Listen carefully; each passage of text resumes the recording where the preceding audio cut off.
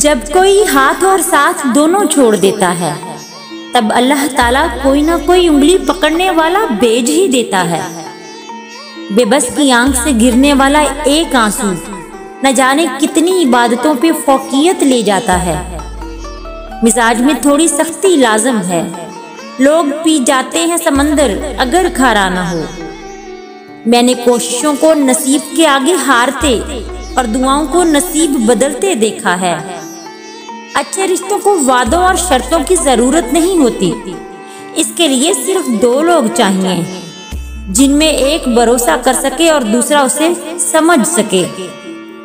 जिंदगी में सबसे बड़ी अजियत ये है कि आपको पता ही ना हो कि इंतजार करना चाहिए या भूल जाना चाहिए।